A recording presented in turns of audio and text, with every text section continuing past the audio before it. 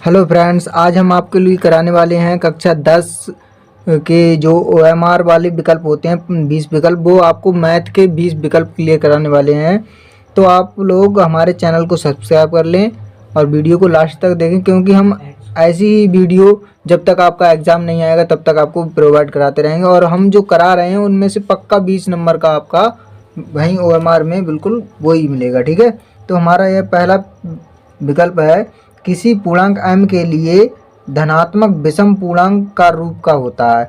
तो हमको ये बताना है कि यहाँ पर जो विषम पूर्णांक होगा वो कैसे रूप का होगा। ठीक है, तो सबसे पहले हम इसके बारे में समझते हैं। अगर कोई पूर्णांक है m, मान ले रहे हैं m कोई पूर्णांक है, तो ये m हम अगर m की जगह पर 1 रखें या 2 रखें या माइनस के भी रख सकते हैं तो वो नेगेटिव भी हो सकता है। ठीक है, अगर हम इसकी 2 से मल्टीप्लाई कर दें, क्या कर दें, 2 से मल्टीप्लाई कर देंगे तो ये हर बार क्या आएगा, सम आएगा। कैसे सम आएगा, जैसे मान लो 2 की गुणा अगर हम 3 से करें तो कितना आएगा, 2 3 6। अगर 2 की गुणा 4 से करें तो 2 चौक 8, और 2 की गुणा अगर मान लो 5 से करें तो 2 पंजे 10। हर बार क्या आ रहा है, सम आ रहा है। अगर m की जगह पर हम 3 रख रहे हैं तब भी 6 आ रहा है, सम आ रहा है। m की जगह 4 रखे हैं तब भी 8 आया है, और m की जगह 5 रखे हैं तब भी 10 आया है। यानी हर बार क्या आ रहा है, सम संख्या आ रहा है जब हम 2 से मल्टीप्लाई कर देंगे। ठीक है, तो अगर सम संख्या में अगर हम 1 जोड़ दें तो वो हमारा क्या बन जाता है, विषम बन जाता है। जैसे यहाँ पर हमने जोड़ दिया 1, यहाँ पर जैसे इसमें 6 में 1 जोड़ोगे तो क्या बन जाएगा, 7 बन जाएगा, जो कि कैसा होगा, विषम होगा। यहाँ पर भी देखो 8 में 1 जोड़ दो क्या बन जाएगा, 9, जो कि विषम है। यहाँ पर देखो 10 में 1 जोड़ देंगे क्या हो जाएगा, 11, जो कि कैसा है, विषम है। तो इसी प्रकार से हमें इसमें बताना है कि m के लिए धनात्मक विषम पूर्णांक किसके रूप का होगा, तो वो होगा हमारा 2m प्लस 1 के रूप का होगा। कैसे रूप का होगा, 2m प्लस 1 के रूप का होगा। m प्लस 1 के रूप का मत लगा देना, क्योंकि यहाँ पर 3 रख दें तो यहाँ पर 3 में 1 जोड़ेंगे 4 हो जाएगा, वो विषम नहीं रहेगा, फिर कैसा हो जाएगा, 4 सम संख्या हो जाएगी। ठीक है, दूसरा विकल्प हमारा, किन्हीं दो धनात्मक पूर्णांक a तथा b के लिए अद्वितीय पूर्ण संख्या q तथा r का अस्तित्व होता है, जो निम्न संबंध से दर्शाया जा गया है, a बराबर बी क्यू प्लस आर तथा आर होगा। यानी यहाँ पर हमको बताना आर क्या हुआ। आर जो हमारा, पहली बात तो यहाँ पर समझते हैं कि आर हमारा क्या है। आर यहाँ पर रिमाइंडर है, यानी इसको इंग्लिश में रिमाइंडर बोलते हैं, और ये इसका हिंदी में उच्चारण होता है शेषफल। तो जो शेषफल होता है हमेशा भागफल से कम होता है, जो हमारा भाजक होता है उससे कम होता है। यानी जो हमारा भाजक है b उससे हमेशा कम होगा। 0 के बराबर भी हो सकता है रिमाइंडर, और 0 से कम भी हो सकता है। तो यहाँ पर हमारा जो पहला विकल्प है, 0 से बड़ा या बराबर होगा r, या इससे भी बड़ा होगा, r से बड़ा होगा b। तो ये हमारा बिल्कुल पहला विकल्प सही है। ठीक है, आगे की ओर चलते हैं। तीसरा विकल्प है, k के किस मान के लिए समीकरण 3x माइनस वाई प्लस 8 बराबर 0 और 6x माइनस के वाई बराबर माइनस के 16 संपाती हैं, रेखाएं निरूपित होंगी। ठीक है, निरूपित होंगी। तो k का मान हमसे यहाँ पर पूछ रहा है, तो यहाँ पर हमारी जो समीकरण दे रखी है वो उनको हम लिख लेंगे। पहले 3x प्लस माइनस वाई और प्लस 8 बराबर 0, और दूसरी जो हमारी समीकरण दे रखी है वो है 6x माइनस के वाई और बराबर माइनस के 16। ठीक है, तो इस माइनस के 16 को हम इधर ले आते हैं और इसको सही कर लेते हैं। 6x माइनस के वाई और ये प्लस का आ जाएगा इधर 16 बराबर 0। अब समीकरण इसको 1 बोल देंगे और इस वाली को 2 बोल देंगे। अब इसको हम क्या करेंगे, हल करेंगे। ठीक है, यानी तुलना कर देंगे। जो समीकरण 1 है उसकी तुलना करेंगे, समीकरण 1 की तुलना a1x और प्लस b1y प्लस c1 बराबर 0 से कर देंगे। 0 से करने पर जब इससे हम जब तुलना करेंगे तो हमारा क्या आएगा, यहाँ पर देखो x की जगह x लिखा हुआ है, a1 की जगह पर कितना है, 3 है, तो a1 बराबर हो गया हमारा 3। और यहाँ पर देखेंगे y की जगह y लिखा हुआ है, लेकिन b1 की जगह पर क्या लिखा हुआ है, कुछ लिखा ही नहीं है। जब कुछ नहीं लिखा होता है तो उसके गुणा में क्या होता है, 1 होता है। ठीक है, तो हम यहाँ पर 1 मान लेंगे, तो यहाँ पर हमारा b1 बराबर कितना हो जाएगा, 1 हो जाएगा। लेकिन ध्यान नहीं रखना है, यहाँ पर अगर माइनस है तो माइनस का चिन्ह आएगा। ठीक है, यहाँ माइनस का 1 हो जाएगा। और c1 की जगह आपको दिख रहा है कितने हैं, 8 हैं। c1 की जगह कितने हैं, 8 हैं, तो यहाँ पर c1 की जगह हम कर लेंगे 8। ये हो गया हमारा c1 बराबर 8 हो गया। ठीक है। इसी प्रकार से हम दूसरे समीकरण की तुलना कर लेंगे। समीकरण दो की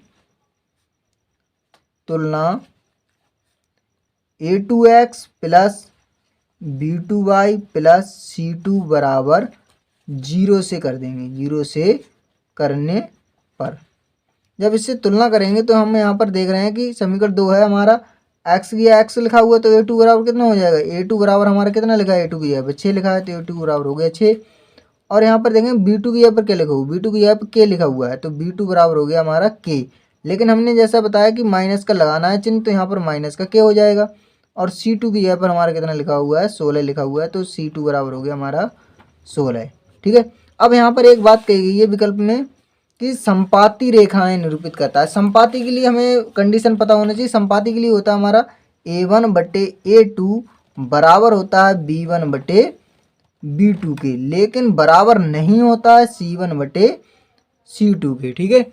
तो यहाँ पर हम देख रहे हैं कि a1 बटे a2 का मान लगाओ। a1 का मान कितना है 3 बटे a2 का मान कितना है 6 बराबर b1 का मान माइनस का 1 है तो हम माइनस का 1 लगा लेंगे और b2 का मान माइनस का k है तो माइनस का k लगा लेंगे। ये बराबर नॉट हो, इधर वाले को हम छोड़ देंगे। ठीक है। तो यहाँ पर देखो माइनस से माइनस कैंसिल हो जाएगा। यहाँ पर क्या करेंगे 3 एकम 3 3 दूनी 6, इसको भी काट लेंगे तो ये हो गया हमारा 1/2 बराबर 1/k। यहाँ पर क्रॉस मल्टीप्लिकेशन कर देंगे। ठीक है। पहले करेंगे k एकम k और 2 की 1 से करेंगे 2 एकम 2 तो k बराबर कितना आ गया हमारा 2 आ गया। ठीक है। तो यही बात हमसे पूछ रहा था कि k का क्या मान होगा, तो k का हमारा कितना मान हो गया, k का हो गया 2। ये वाला हमारा दूसरा जो विकल्प है वो वाला हमारा सही हो गया। ठीक है। ये दूसरा वाला विकल्प सही कर लेंगे। ऐसे ही हम आ जाते हैं चौथे विकल्प पे। चौथा विकल्प है यदि द्विघात समीकरण 3x² minus 6x plus k बराबर 0 के मूल समान हो तो k का मान ज्ञात कीजिए। इसमें कह रहा है कि मूल जो है समान है तो हमें क्या बताना है, k का मान बताना है। ठीक है। तो k का मान बताएंगे। अब इसमें हम देखो सबसे पहले हम द्विघात समीकरण जो है वो उसको लिख लेते हैं। हमारी समीकरण दे रखी है 3x² माइनस 6x और प्लस k बराबर 0। ठीक है। जब मूल समान होते हैं तो हमने पढ़ा है मूल समान होते हैं तो विभक्त कर जो होता है वो d बराबर क्या होता है 0 होता है। ठीक है। तो यहाँ पर सबसे पहले हम इसकी तुलना कर लेंगे। इसकी तुलना करनी है हमें समीकरण, इसे एक बोल देंगे, समीकरण 1 की तुलना ax² plus bx plus c बराबर 0 से करने पर। ठीक है। इससे हम तुलना कर देंगे तो यहाँ पर देखो x², ये x² है, a की जगह पर कितना लिखा हुआ है, a की जगह पर लिखा हुआ है 3 तो ये बराबर हो गया हमारा 3। और x की जगह पर x लिखा हुआ है, b की जगह पर कितना लिखा हुआ है माइनस का 6 तो b बराबर हो गया हमारा माइनस का 6। और c बराबर लिखा हुआ है k, c की जगह पर कितना लिखा है k, सॉरी c की जगह पर k लिख देंगे। ठीक है। c बराबर हमारा कितना हो गया k हो गया। अब हमको लगाना है यहाँ पर कह रहा है मूल समान हो। ठीक है। यदि मूल समान हो तब, यदि मूल समान हो तब, जब समान होते हैं मूल तो क्या होता है हमारा जो विभक्त कर होगा, विभक्त कर जो होता है वो 0 होता है, यानी d बराबर क्या होता है 0 होता है। और विभक्त का d का फार्मूला होता है b² माइनस 4ac और ये बराबर चलेगा 0 के। ठीक है। तो b का मान कितना आया, b का मान है माइनस का 6 तो यहाँ पर लगा लेंगे माइनस का 6 और इसका कर देंगे होल स्क्वायर, क्योंकि b की जगह पर ही तो लगाना है माइनस का 6 और माइनस 4 ऐसे ही। और इनके बीच में कोई चिन्ह नहीं तो चिन्ह लगाएंगे गुणा का, और a की जगह पर कितना लगाना है 3। अब a और c के बीच में भी कोई चिन्ह नहीं तो यहाँ पर भी गुणा का चिन्ह लगाएंगे और c की जगह पर कितना लगाना माइनस का, और c की जगह पर k लगानी, सॉरी c की जगह पर क्या लगाना है k और बराबर हो जाएगा 0। यहाँ पर 6 का स्क्वायर करेंगे यानी 6 की गुणा 6 से करेंगे तो यहाँ पर हो जाएगा 6 छंग 36। लेकिन यहाँ पर माइनस का जो साइन है वो हट जाएगा, क्योंकि माइनस माइनस की भी गुणा होगी वो क्या हो जाएगा प्लस हो जाएगा। तो यहाँ पर होगा 6 छंग 36 माइनस इसकी गुणा करेंगे 4 3 12 और k की इसमें गुणा कर देंगे तो भी 12 के बराबर 0। ये जो 36 है इधर प्लस के हैं, जब बराबर से उधर ले जाएंगे तो क्या में चले जाएंगे माइनस में चले जाएंगे तो यहाँ पर हो जाएगा माइनस के 12 के बराबर माइनस के 36।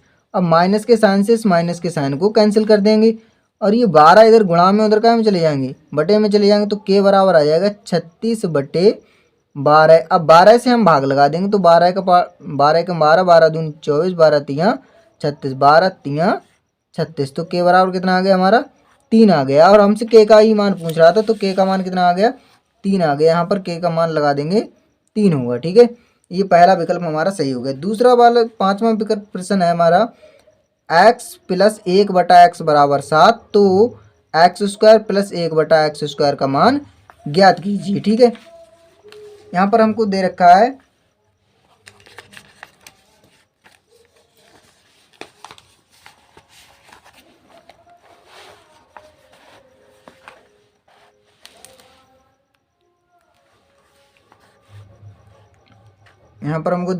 x + 1/x बराबर 7 और हमसे पूछ रहा है कि x² + 1/x² का मान ज्ञात करना है। ठीक है, तो अगर कभी भी आपको ऐसा सवाल दिखाई दे तो आपको क्या करना है, एक फार्मूला लगा देना है। ठीक है, अगर आपको x यानी ऐसा फार्मूला दे a + 1/a बराबर p, तो आपको अगर पूछ रहा हो कि a² + 1/a² बराबर बताइए, तो यहाँ पर आप कर देंगे p² - 2।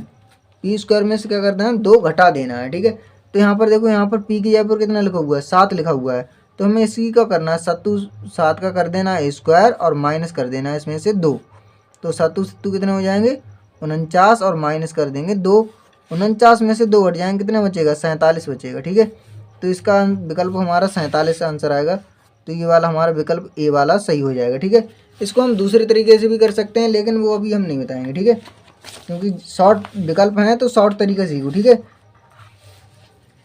अगला विकल्प देखो, अगले विकल्प में हमसे कह रहा है चित्र में त्रिभुज ABC के आधार पर BC समांतर रेखाएं PQ खींचा गया है। यदि PQ समांतर BC एक बराबर हो 1:3 हो तो AP और BP का अनुपात ज्ञात कीजिए। हमसे कह रहा है कि AP और BP का अनुपात ज्ञात करना है। ठीक है,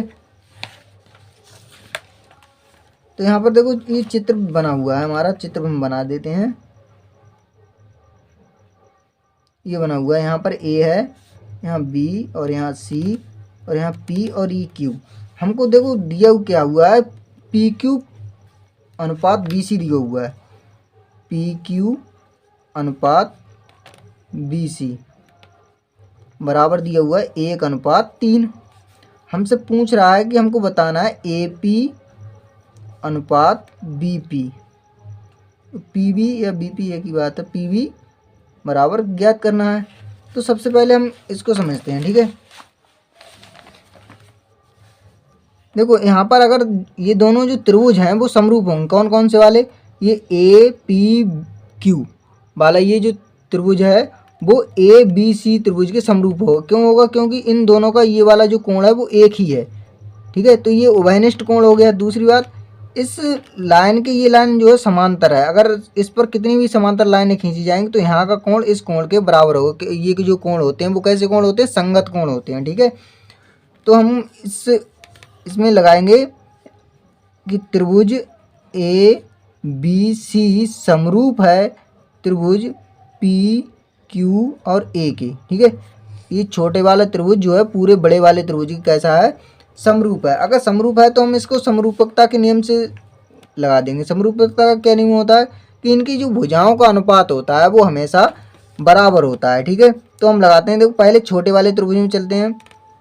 देखो यहाँ पर हमको दे रखा है PQ अनुपात, अनुपात को हम बटे में लिख सकते हैं, PQ/BC लिख लो, PQ/BC बराबर, यहाँ पर देखो PQ क्या छोटे त्रिभुज का आधार है, तो यहाँ पर हमें ये वाला ले लें छोटे त्रिभुज की भुजा, ये वाली AP ऊपर AP बटे, यहाँ पर देखो नीचे क्या लिखा होगा BC ये जो बड़े वाले त्रिभुज का आधार है, तो यहाँ पर ये वाली साइड लेनी है बड़ी वाले की, तो ये हो जाएगा बड़े वाले की साइड है AB, क्या हो जाएगा AB। अब हम दोनों ओर पलट देंगे, क्या करेंगे पलटने पर जब पलटेंगे तो ये BC ऊपर पहुँच जाएगा, BC/PQ हो जाएगा, BC/PQ और बराबर हो जाएगा हमारा ऊपर हो जाएगा AB/AP। अब देखो यहाँ पर हमें दे रखा था BC का मान 3 है और PQ का मान 1 है, तो यहाँ पर लगा देंगे 3/1 बराबर, यहाँ पर देखो AB को हम ऐसे लिख सकते हैं AP, देखो ये है AB, पूरे लाइन AB है, तो हम इसको ऐसे लिख सकते हैं AP प्लस BP, लिख सकते हैं नहीं लिख सकते हैं, ये वाला भाग और ये वाला भाग जोड़ के ही तो AB बना है पूरा, ठीक है। तो हम यहाँ पर लिखेंगे AP प्लस BP या PB लिख दो, ठीक है, PB, और बटे में हमारा जो AP है वो AP ही रहेगा, ठीक है। यहाँ पर 3/1 कर लो या फिर केवल 3 लिख दो, कोई दिक्कत नहीं है, ठीक है। इसको अलग अलग कर लेते हैं, AP/AP कर लो, इसे AP/AP और प्लस यहाँ पर हो जाएगा PB/AP। अब AP से AP कैंसिल हो जाएगा, तो यहाँ पर आ जाएगा 3 बराबर AP, एक कम कटा होगा 1 प्लस PB/AP, ठीक है, ये इतना हो जाएगा। उसके बाद हमें क्या करना है, ये एक प्लस में इधर है तो इधर का में आ जाएगा माइनस में आ जाएगा, तो 3 - 1 बराबर PB/AP, ठीक है। 3 में से 1 माइनस हो जाएगा तो 2 बचेंगे और यहाँ पर हो जाएगा PB/AP। अब अगर इसके बटे में कुछ नहीं तो हम 1 मान सकते हैं और दोनों ओर फिर से पलट देंगे, क्या करेंगे, पलटने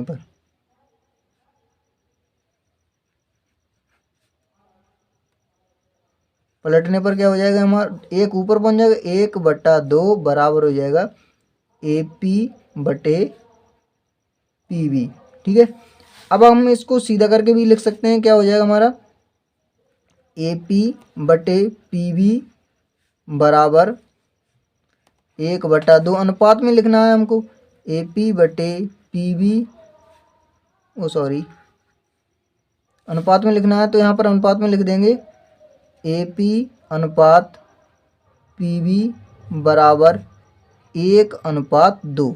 तो इसमें हमारा जो विकल्प होगा, हमसे यही पूछ रहा था कि AP/BP बताइए, तो AP/BP कितना है, 1/2। तो इसमें हम देख लेंगे कौन सा विकल्प हमारा सही है। तो यहाँ पर हम देख रहे हैं 1/2 वाला हमारा विकल्प सही है, तो ये पहला विकल्प है वो हमारा बिल्कुल राइट है, ठीक है। इसके लिए इतना ही काफ़ी। अब हम चलते हैं आगे, जो है काफ़ी लंबी होने वाली है, तो हम कल आपके लिए करा देंगे या दूसरी वीडियो में प्रोवाइड करा देंगे, इसके लिए आप हमारे चैनल को सब्सक्राइब कर लें और हम लगातार आपको ये 20 विकल्प कराते रहेंगे, ठीक है।